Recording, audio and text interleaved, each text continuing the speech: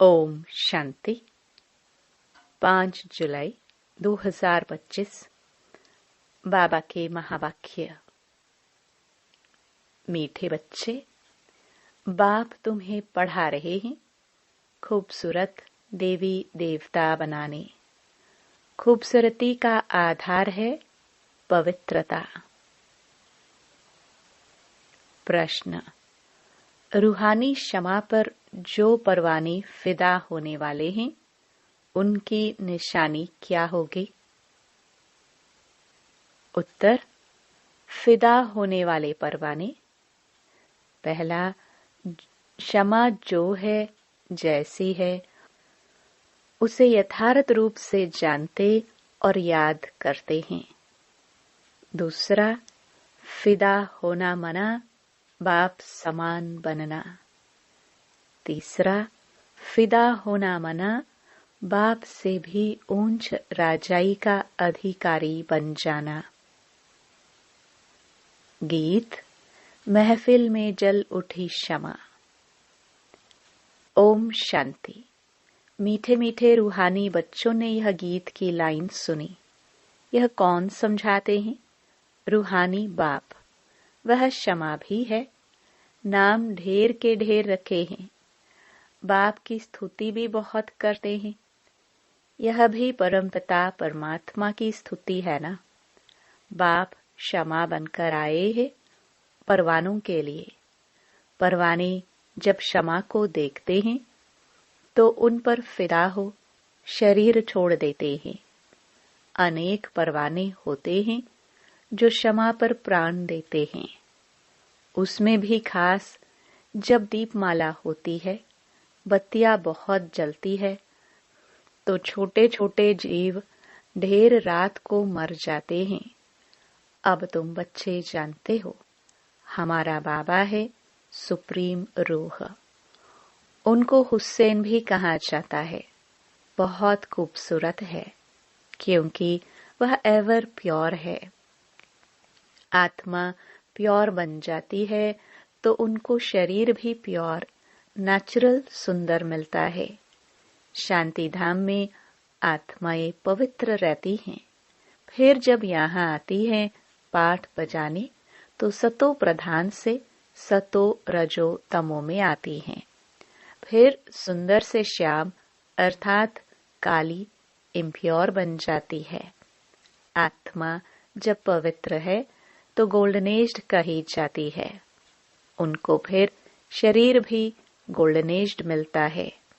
दुनिया भी पुरानी और नई होती है। वही हसीन परमपिता परमात्मा जिसको भक्ति मार्ग में बुलाते रहते हैं, हे शिव बाबा, वह निराकार परमपिता परमात्मा आया हुआ है। आत्माओं को इम्प्योर से प्योर हसीन बनाने। ऐसे नहीं आजकल जो बहुत खूबसूरत है उनकी आत्मा पवित्र है। नहीं, भल शरीर खूबसूरत है फिर भी आत्मा तो पतित है ना। विलायत में कितने खूबसूरत बनते हैं जानते हो? ये लक्ष्मी नारायण है, सत्युगी खूबसूरत, और यहाँ है हल्के खूबसूरत। मनुष्य इन बातों को नहीं जानते। बच्चों को ही समझाया जाता है। यह है नरक की खूबसूरती। हम अभी स्वर्ग के लिए नेचुरल सुंदर बन रहे हैं। 21 जन्म के लिए ऐसे सुंदर बनेंगे। यहाँ की खूबसूरती तो एक जन्म के लिए है। यहाँ बाबा आया हुआ है। सारी दुनिया के मनुष्य मात्र तो क्या, दुनिया को भी खूबसूरत बनाते हैं। सतयुग नई दुनिया में थे ही खूबसूरत देवी देवताएं। वह बनने के लिए अभी तुम पढ़ते हो। बाप को क्षमा भी कहते हैं परंतु है परम आत्मा। जैसे तुमको आत्मा कहते हैं वैसे उनको परम आत्मा कहते हैं।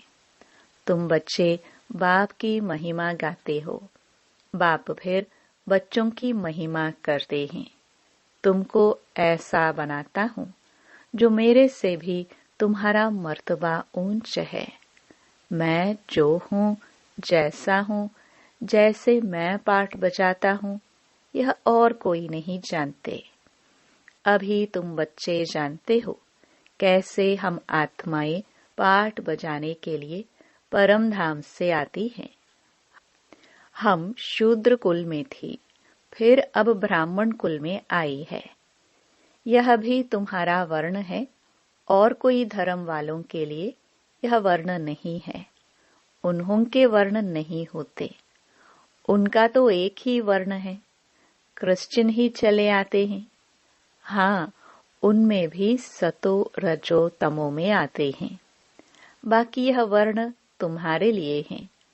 सृष्टि भी सतो रजो तमो में आती है। यह सृष्टि चक्र बेहद का बाप बैठ समझाते हैं। जो बाप ज्ञान का सागर, पवित्रता का सागर है, खुद कहते हैं, मैं पुनर्जन्म नहीं लेता हूँ। भल शिव जयंती भी मनाते हैं, परंतु मनुष्यों को यह पता नहीं है कि कब आते हैं। उनकी जीवन कहानी को भी नहीं जानते। बाप कहते हैं, मैं जो हूँ, जैसा हूँ, मेरे में क्या पाठ है, सृष्टि चक्र कैसे फिरता है, यह तुम बच्चों को मैं कल्प कल्प समझाता हूँ। तुम जानते हो, हम सीधी उतरते उतरते तमो प्रधान बने हैं। 84 जन्म भी तुम लेते हो। पिछाड़ी में जो आते हैं, उनको भी सतो रजो तमो में आना ही है। तुम तमो प्रधान बनते हो तो सारी दुनिया तमो प्रधान बन जाती है। फिर तुमको तमो प्रधान से सतो प्रधान जरूर बनना है। यह सृष्टि चक्र फिरता रहता है। अभी है कलयुग, उसके बाद फिर सतयुग आएगा। कलयुग की आयु पूरी हुई। बाप कहते हैं, मैंने साधारण तन में हूबहू कल्प पहले मुआफिक प्रवेश किया है। फिर से तुम बच्चों को राजयोग सिखाने। योग तो आजकल बहुत है। बैरिस्टरी योग, इंजीनियरी योग। बैरिस्टरी पढ़ने के लिए बैरिस्टर के साथ बुद्धि का योग लगाना होता है। हम बैरिस्टर बन रहे हैं तो पढ़ाने वाले को याद करते हैं। उनको तो अपना बाप अलग है, गुरु भी होगा तो उनको भी याद करेंगे। तो भी बैरिस्टर के साथ बुद्धि का योग रहता है। आत्मा ही पढ़ती है। आत्मा ही शरीर द्वारा जज, बैरिस्टर आदि बनती है। अभी तुम बच्चे आत्म अभिमानी बनने के संस्कार अपने में डालते हो। आधा कल्प देह अभिमानी रहे। अब आप कहते हैं, देही अभिमानी बनो। आत्मा में ही पढ़ाई के संस्कार हैं। मनुष्य आत्मा ही जज बनती है। अभी हम विश्व के मालिक देवता बन रहे हैं। पढ़ाने वाला है शिव बाबा, परम आत्मा। वही ज्ञान का सागर, शांति, संपत्ति का सागर है। यह भी दिखाते हैं, सागर से रत्नों की थालियां निकलती हैं। यह है भक्ति मार्ग की बातें। बाप को रेफर करना पड़ता है। बाप समझाते हैं, यह है अविनाशी ज्ञान रत्न। इन ज्ञान रत्नों से तुम बहुत साहूकार बनते हो, और फिर हीरे जवाहर भी तुमको बहुत मिलते हैं। यह एक एक रत्न लाखों रुपए का है, जो तुमको इतना साहूकार बनाते हैं। तुम जानते हो, भारत ही वॉइसलेस वर्ल्ड था। उसमें पवित्र देवी देवताएं रहते थे। अभी सांवरे अपवित्र बन गए हैं। आत्माओं और परमात्मा का मेला होता है। आत्मा शरीर में है, तब ही सुन सकती है। परमात्मा भी शरीर में आते हैं। आत्माओं और परमात्माओं का घर शांति धाम है। वहां चुरपुर कुछ भी नहीं होती है। यहाँ परमात्मा बाप आकर बच्चों से मिलते हैं, शरीर सहित मिलते हैं। वहाँ तो घर है, वहाँ विश्राम पाते हैं। अभी तुम बच्चे पुरुषोत्तम संगम युग पर हो, बाकी दुनिया कलयुग में है। बाप बैठ समझाते हैं, भक्ति मार्ग में खर्चा बहुत करते हैं, चित्र भी बहुत बनाते हैं, बड़े बड़े मंदिर बनाते हैं। नहीं तो श्री कृष्ण का चित्र घर में भी तो रख सकते हैं। बहुत सस्ते चित्र होते हैं, फिर इतना दूर दूर मंदिरों में क्यों जाते? यह है भक्ति मार्ग। सतयुग में यह मंदिर आदि होते नहीं, वहाँ है ही पूज्य। कलयुग में है पुजारी। तुम अभी संगम युग पर पूज्य देवता बन रहे हो। अभी तुम ब्राह्मण बने हो। इस समय तुम्हारा यह अंतिम पुरुषार्थी शरीर मोस्ट वैल्यूएबल है। इनमें तुम बहुत कमाई करते हो। बेहद के बाप के साथ तुम खाते पीते हो, पुकारते भी उनको है। ऐसे नहीं कहते श्री कृष्ण से खाऊं। बाप को याद करते हैं। तुम मात पिता, हम बालक, तो बाप के साथ खेलते रहते हैं। श्री कृष्ण के हम सब बालक हैं, ऐसे नहीं कहेंगे। सभी आत्माएं परमपिता परमात्मा के बच्चे हैं। आत्मा शरीर द्वारा कहती हैं, आप आएंगे तो हम आपके साथ खेलेंगे, खाएंगे, सब कुछ करेंगे। तुम कहते ही हो बाप दादा, तो जैसे घर हो गया। बाप दादा और बच्चे, ये ब्रह्मा है, बेहद का रचयिता। बाप इनमें प्रवेश कर इनको अडॉप्ट करते हैं। इनको कहते हैं तुम मेरे हो। यह है मुख वंशावली।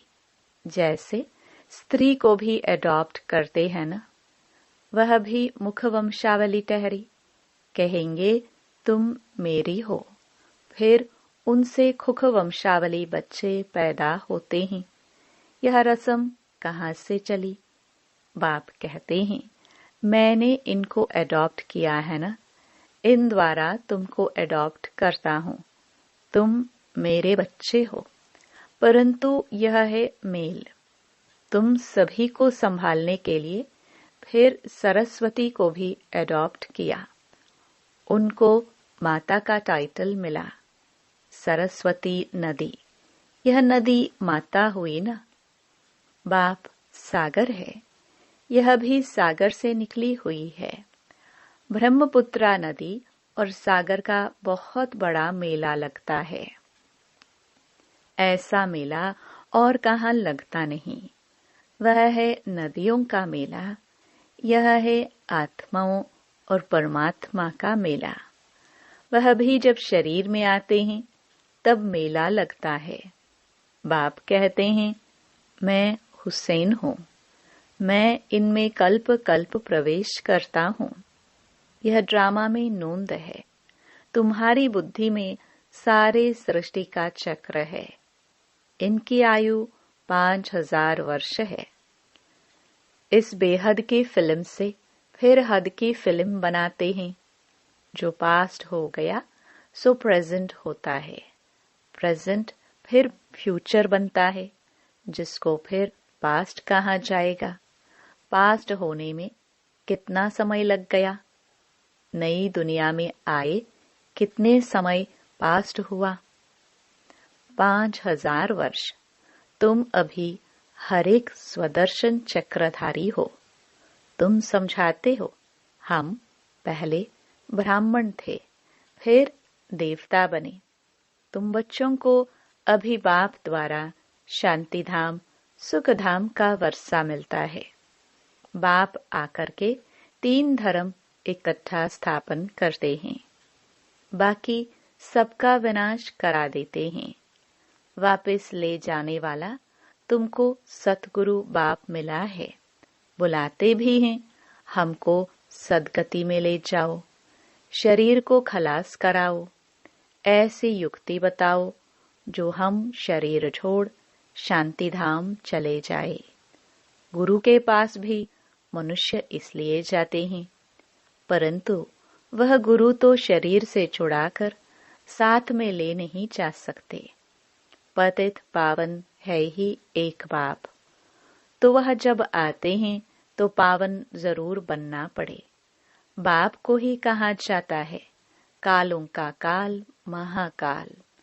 सभी को शरीर से छुड़ाकर साथ ले जाते हैं। यह है सुप्रीम गाइड। सभी आत्माओं को वापस ले जाते हैं। यह चीची शरीर है। इनके बंधन से छूटना चाहते हैं। कहाँ शरीर छूटे तो बंधन छूटे। अभी तुमको इन सब आसुरी बंधनों से छुड़ाकर सुख के दैवी संबंध में ले जाते हैं। तुम जानते हो हम सुख धाम में आएंगे वाया शांति धाम। फिर दुख धाम में कैसे आते हो यह भी तुम जानते हो।